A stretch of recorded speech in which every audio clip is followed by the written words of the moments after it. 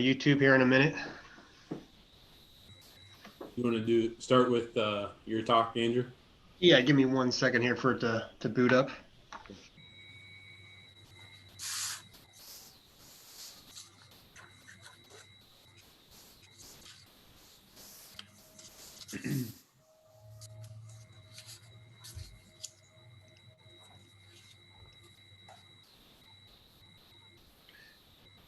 Okay, looks like we have that going. The format of this planning commission meeting consists of commission members and applicants attending a live meeting on Zoom. The meeting is also streaming live on the city's YouTube channel with a delay of approximately 15 seconds. Viewers on YouTube have the ability to enter in comments to the commission. Enter in a comment on YouTube, please first indicate your name and address. Comments can be entered at any time, but will relay to the commission when the chair indicates it's time to do so during the public hearing for the subject application. So that's all I have for now, and I'll turn it over to Kyle to begin the meeting.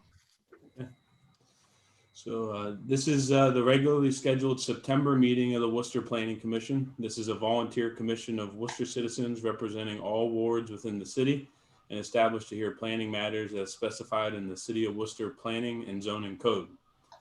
Commission members present tonight are Chuck Armbruster, Cherie Bronson, Grant Mason, Mike Steiner, Mark Weaver, and my name is Kyle Adams, and I'm the chairman of this commission.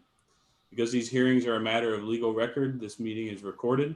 We ask that if and when you speak loudly and clearly. We also ask that prior to speaking, each speaker gives their name and address and affirms to tell the truth.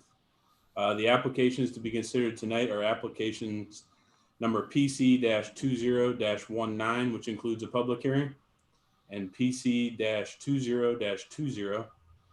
Following tonight's meeting, the applicant in each case will receive notification of the commission's decision regarding their application. So the first order of business for the commission, can we approve the July minutes? So move. This is Chuck. And by Chuck. Can I get a second? Second. Grant. Second by Mike. All in agreement, say aye. Aye. Aye. Any against, same sign. Okay, they are approved 6-0. So then we'll move to the first application. PC-20-19, John Long requesting a change to the Tartan Ridge Plan District Final Development Plan, allowing a cul-de-sac on property with parcel number 67-00948.000, located west of Lockwood Glen and east of Woodcrest Drive in a planned development zoning district. Again, this application will include a public hearing, but first, is there someone here to speak for the application? John Long, 3477 Commerce Parkway, Worcester, Ohio, and I affirm to tell the truth. On the call here today is Lauren Mingay, the owner of the property, as well as Bob Reynolds, the attorney representing her in the matter as well. Can everybody hear me okay? Yep. Okay, good deal. What we have before you is a revision to the planned development in Tartan Ridge subdivision. Give you a little history on it. The original P at the time was PDOD, was approved around 2010. Originally came before the Planning Commission in 2009 as part of conceptual plans for the PDOD as well as the subdivision. Since that time, as you can see on the plan, a portion of this development has been constructed and developed. Some of the lots have changed over the years. A good portion of those changed pretty close to the same time that Ms. Mingay took possession of the property. She bought it at an auction. They also, at the time of that auction, sold the remaining the remaining unbuilt upon lots in the existing phase of the subdivision. That's why you see some of the lots kind of in the center of the screen there are larger. Some of the adjacent landowners purchased the lots beside them and replatted them into one lot as opposed to two. A few years ago at that auction, Lauren purchased the property, and we're at the point now where she wishes to develop it. being the real estate professional that she is, she feels that this is the more appropriate way to finalize this development. As you see before you, we're actually proposing to extend the street a short distance and install a permanent cul-de-sac. To this point, the street has terminated in a temporary cul-de-sac. We're proposing, I think there's 7, 8 lots on it. Sublot 1, 2, 3, 5, and 6 are proposed building lots. Sublot 4, 7, and 8 are dedicated open space lots. As required by the planning code, there needs to be a certain, I think it's 30% open space as part of the development, and we are at least at that level, if not maybe a little bit beyond it. As part of the plan, as I said, we'll be extending the cul-de-sac or extending the road a short distance, installing a permanent cul-de-sac. We'll also be, as part of the plan, having a shared driveway between sublot 6 and sublot 1. That driveway will need to be a 20-foot wide access drive back to the rear of lot 5 and 2 and 5. This will allow the fire department access even beyond the cul-de-sac. A minimum fire department access road is 20 feet and can be no longer than 150 feet on a dead end. In your packet, you'll have also received a diagram showing how the fire department's ladder truck can pull back this lane, back out, turn around in the cul-de-sac, and then leave. That was part of a meeting that we had with the fire department to address some of their concerns. And I'll get into that a little bit here in a bit.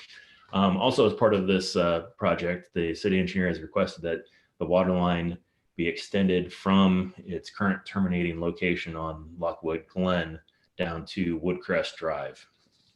What this will do is will help complete the water loop in that vicinity and provide a second point of entry for the water into the Woodcrest Drive area in that subdivision.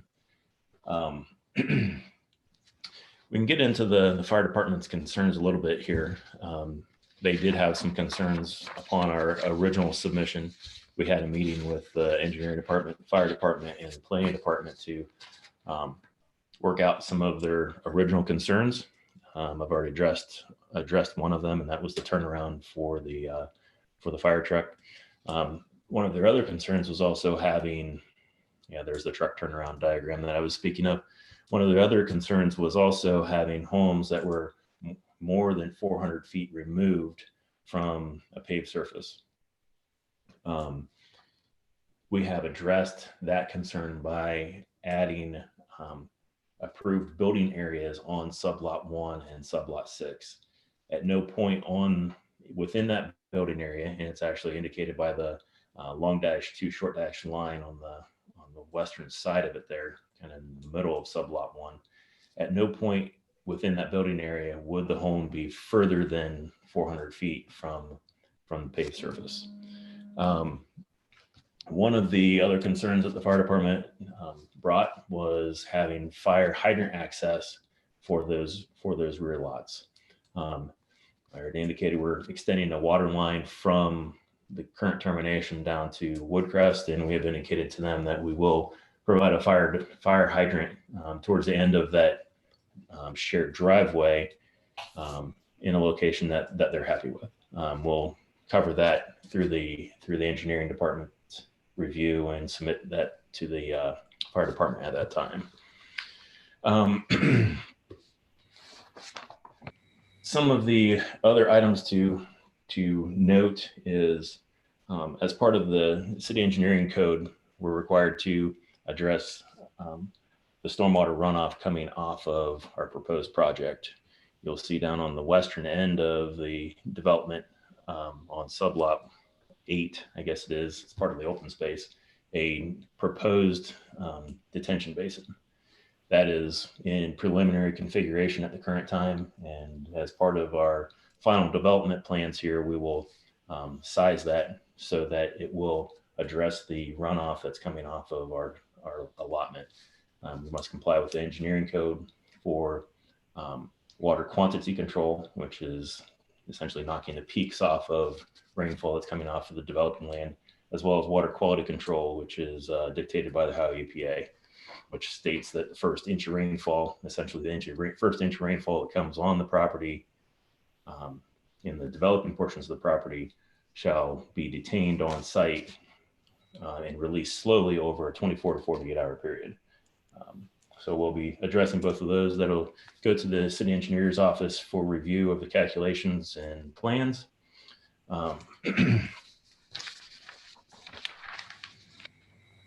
So kind of giving you a brief overview of what we're proposing here and kind of get into some of the, well, Andrew, do you want me to go into how we're addressing the criteria for approval now, or is that more appropriate after the public hearing portion is over? You can go ahead right now. Okay. So touching base on, I think it's about page 6 of the packet, criteria for approval for the planned development, final development plan. The first item is applicant shall demonstrate how open space, if required, shall be duly protected in accordance with the options established.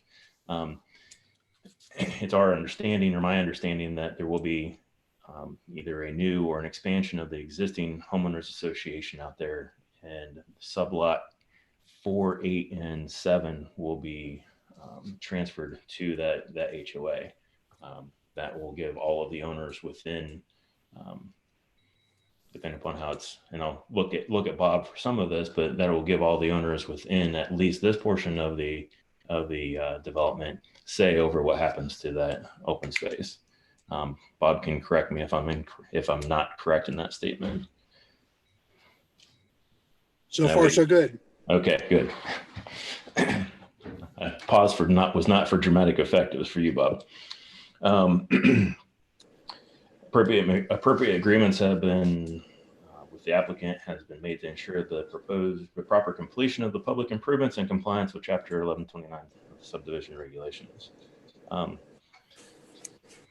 Basically, at this point in the process, we won't be submitting the final plat for signature through the city until we've come to an agreements with an engineering and the planning and the fire for the improvements, as well as the construction of the improvements. So there would be that assurance that we're not looking for bonding and that type of thing for the improvements at this time. The improvements will be completed before, aside from probably sidewalks and certain things, landscaping that Andrew will address later on in the process. Item 3, proposed PD final development plan for individual sections of the overall PD is consistent in contents with the approved PD preliminary development plan. We're here tonight to modify that, the original PDOD for that, but we feel that in general is consistent with the nature of the neighborhood there. Item 4, each individual phase of development can exist as an independent unit that is capable of creating an environment of sustained desirability and stability, or adequate assurance will be provided that such objective can be obtained. What we're proposing as the final section of the development here, we feel that we are in compliance with that, and that it is well within the desirability and stability of the development that's currently there. Item 5, PD final plan has been transmitted to all agency and departments charged with responsibility of review. I think you will see this part of the packet. You have comments from the engineering department, planning department, and fire department. We have been in receipt of those and intend to comply and get their approvals before proceeding. I think that's all I have at the present moment. I'm happy to answer any questions that you all may have. If Lauren or Bob would like to add, feel free. If we get if anybody else to speak for it, and then we'll open up the public hearing, and then after that there'll be some commission questions, I'm sure. So if there's anybody else to speak for the application?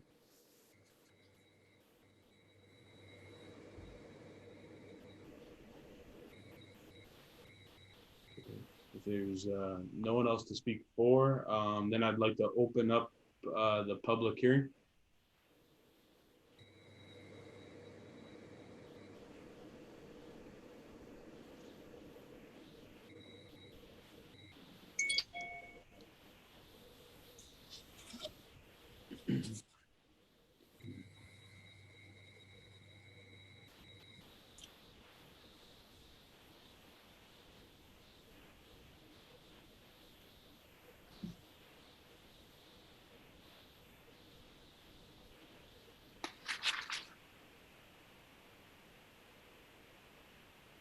We've got a comment. Let me transfer it over here.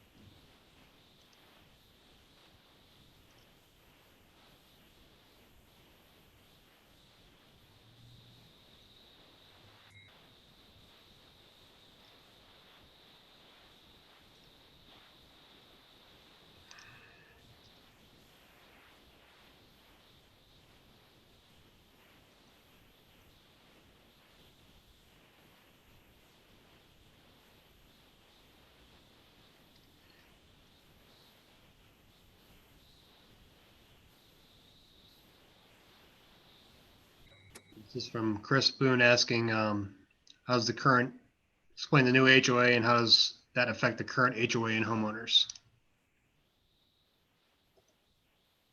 I'm going to pass that ball to Lauren or Bob. Bob, are you able to hear that and read that?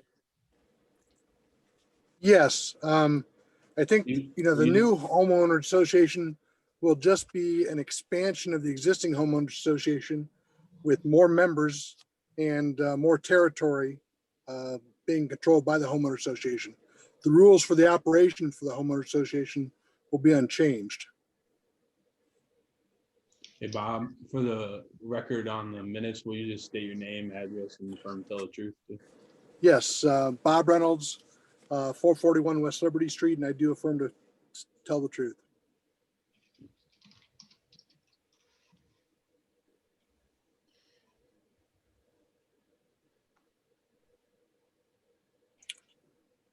I should ask for, Lauren, is that my representation there correct as to your intentions?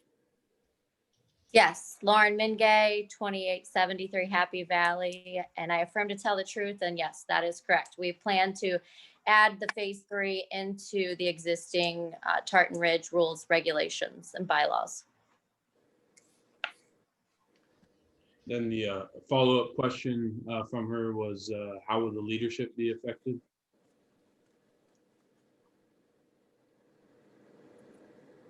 I will continue with that, Lauren Mingay, and the proposed idea is to turn the development over to the existing residents of Tartan Ridge. It has not been done, has not been completed per the amount of unsold lots. So that is the projected plan, is to turn that over to the actual homeowners rather than the trustees as to where it stands right now.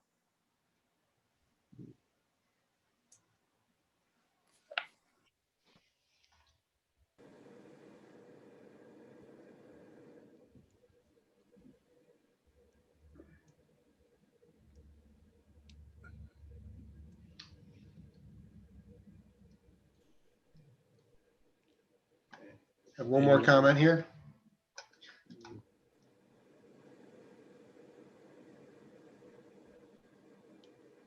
Okay, I can read that out.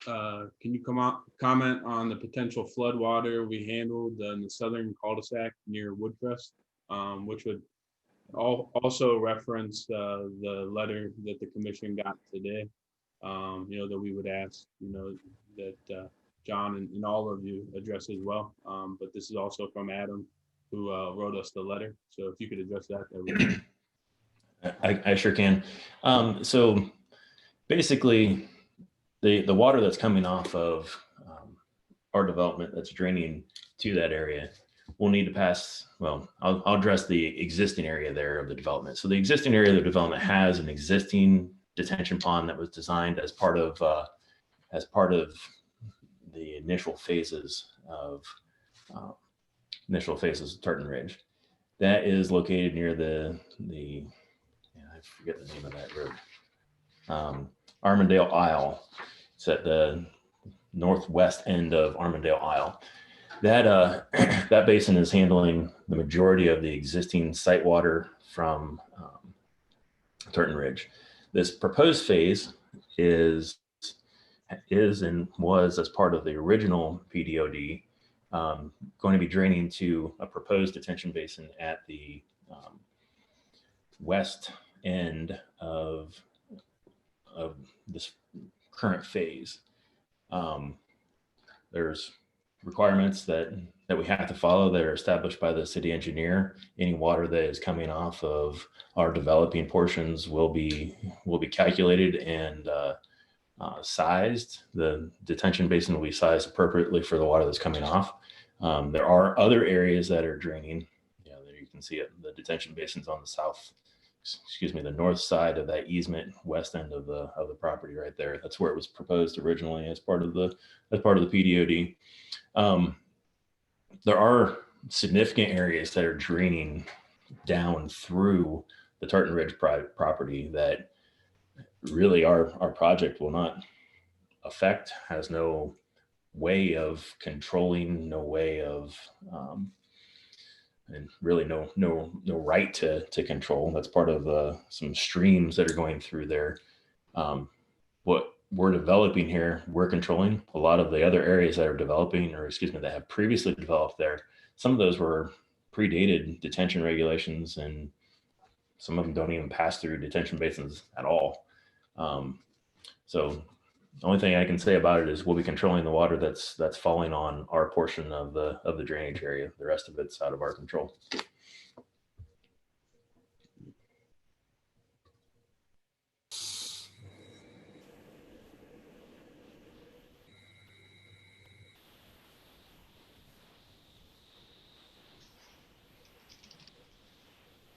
Andrew, anything additional? I'm not seeing any further comments. Okay. Can give it a couple seconds here.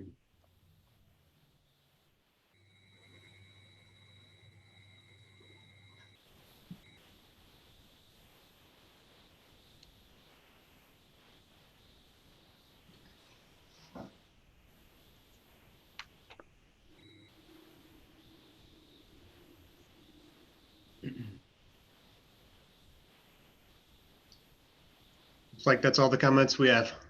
Okay, if that's the case, then we'll close the public hearing. At this point in time, do any of the commission members have questions for the applicants? John, this is Chuck Armbruster. I just wanted to extend a little bit more about the runoff and water retaining and so forth. I have no doubt you'll size things correctly and so forth, but when you look at the drawing, you have, I assume, a large catch basin between the two cul-de-sacs today. So I just wanted to understand the logic of the smaller catch basin that you just referenced that will be replaced by the one at the far west corner. So why doesn't it all drain into the one between the two cul-de-sacs as an example? Just kind of walk me through that if you would, please. Sure, I'd be happy to. So the detention basin between the two cul-de-sacs will remain. It will not be leaving. It is permanent, and it will be there well beyond you and I. And the reason why we're adding a second one is due to the elevation change from where the road currently stops to the end of where we're developing now. So I'm going to just quickly estimate, and I haven't actually looked at the elevations, but we're probably dealing with about 40 to 50 foot of elevation change from where that road currently terminates. And there are catch basins located near the end of the current street that discharge down to the detention basin between the cul-de-sacs. So that's the real reason why we're adding a second one. It's realistically, it's a second one because it's necessary due to elevation.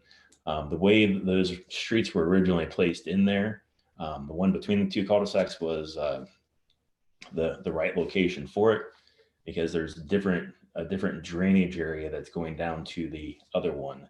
They all leave the property at the same location, but if we only had the one at the far west end, the southern cul-de-sac, the water couldn't get to that other basin. Does that answer your question? Yeah, it does. Thanks. Again, I just didn't know why the existing smaller one just didn't naturally drain into the other one. But I mean, again, you're the engineer, so that's fine. Yeah. Thank you. Mr. Long, Mike Steiner here. Do I recall correctly that that was originally planned to be a restricted access development that never came to fruition? A gated community? I believe it is a restricted access development. The gate is functioning, correct, Lauren? Yes, that's correct. There is a gate up at the top of Lockwood Glen, only access for emergency vehicles and the residents in Tartan Ridge. Tell I haven't been back there for a while, so. It was a long time before the gate was actually functioning, so that's understandable. Yeah. I would think on terms of the fire department that they must feel a lot better about this project at this point, since they have a new Station 3 on 585. Because access to the development was a challenge, I think, initially. Yeah, I mean, there were concerns, and even were concerns here recently, and we sat down with them and addressed their concerns, and I believe they're comfortable at this point and satisfied. Thank you.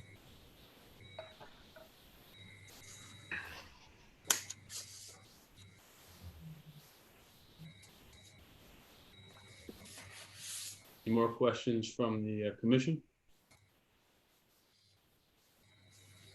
And I just wanted to also note that the commission did receive the email from Mr. Coyce. Apologize if I butchered the last name, sent in yesterday.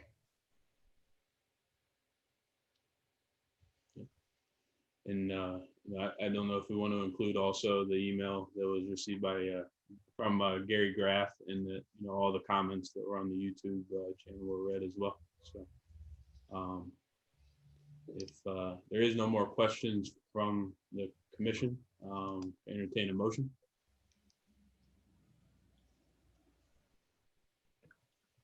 Mr. Chair, I'll make a motion to approve the application PC 20-19 for a change to the Tartan Ridge Plan Development, Final Development Plan, allowing a cul-de-sac with the following conditions.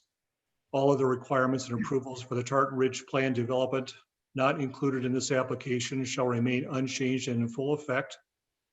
No more than one single family residence shall be permitted on each lot. The sidewalk for lot number 4 shall be constructed concurrently or prior to the required construction of the sidewalk for lot number 5. A fire hydrant shall be placed at the end of the shared access drive for lots 1 and 6 at a location approved by the City of Worcester Fire Department. And finally, the final design of the cul-de-sac, access to lots, utilities, fire hydrants, stormwater management, or similar site elements shall be subject to the approval of the City of Worcester Fire Department and City of Worcester Engineering Division. Thank you, Chuck.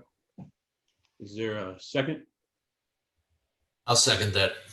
Second from Mike. Any more comments? In that case, we'll take it to a vote. Chuck? Yes. Sheree? Yes. Grant? Yes. Mike? Yes. Mark? Yes. And I vote yes, so it carries 6-0. In that case, we'll move on to the next application, PC-20-20, which is John Long requesting final subdivision approval for the creation of 5 lots on a cul-de-sac on property with parcel number 67-00948.000, located west of Lockwood Glen and east of Woodcrest Drive in a planned development zoning district. Anyone here to speak for the application? Yep, John Long again, still affirm to tell the truth.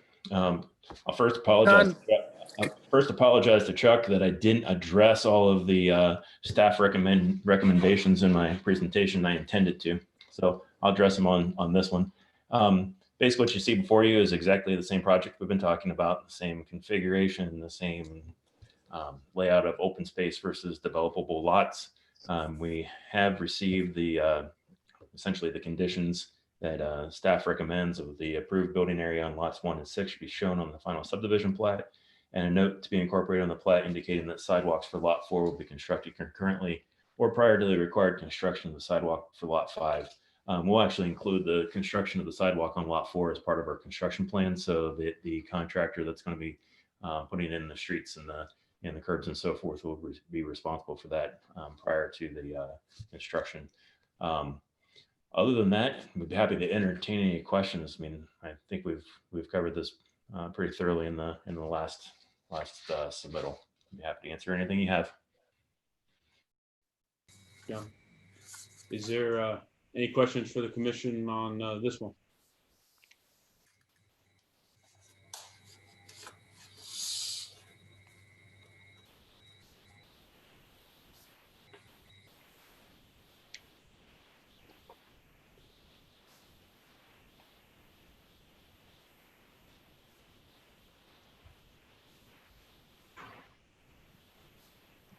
In that case, could I hear a motion?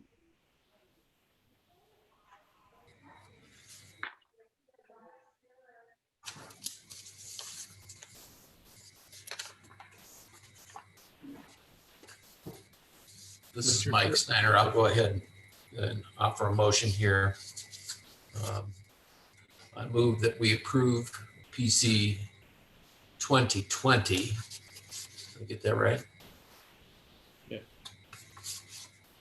Which is a request to change the Tartan Ridge Plan Development District final development plan, allowing a cul-de-sac on the property with parcel number 67-00948-000, located west of Lockwood Glen and east of Woodcrest Drive in a planned development zoning district. Thank you, Mike. Is there a second? Were there any conditions on the approval? Yes, thank you. Subject to the following staff recommended conditions, that the approval building area on lots 1 and 6 shall be shown in the final subdivision plat. And number 2, a note shall be incorporated on the plat indicating that the sidewalk for lot 4 shall be constructed concurrently or prior to the required construction of sidewalk plot for lot 5. Mr. Chair, I'll second. This is Chuck. Chuck. Any other comments before we vote? In that case, Chuck, Yes. Sheree, Yes. Grant, Yes. Mike, Yes. Mark, Yes. and I vote yes, so it carries 6-0. So thank you. In that case, is there anything else for the good order? Andrew? Yes, I just had an update. 2 months ago, the commission heard the application for the Unitarian Universalist Church for additions on both sides of the church there. There was some significant public feedback, and that application was appealed to the Board of Building and Zoning Appeals. Last month, the board heard the appeal of your decision and unanimously upheld the Planning Commission's decision. So that was the applicant's avenue for appeal for this stage, and it was upheld. And it looks like that project will be moving forward. Thanks, Andy. And Kyle, we're thankfully getting out of these meetings before 10 o'clock tonight. That was a long one. Yes, it was. I was kind of a spectator the whole time. So in that case, can I get a motion to adjourn? Make a motion to adjourn. Thanks, Grant. Can I get a second? Second, Chuck. Thanks, Chuck. And then we'll take a vote. So Chuck, Yes. Sheree, Yes. Grant, Yes. Mike, Yes. Mark, Yes. and then I vote yes too. So meeting adjourned. Thanks, guys. Thank you. Thanks, everyone. Thank you all. Care.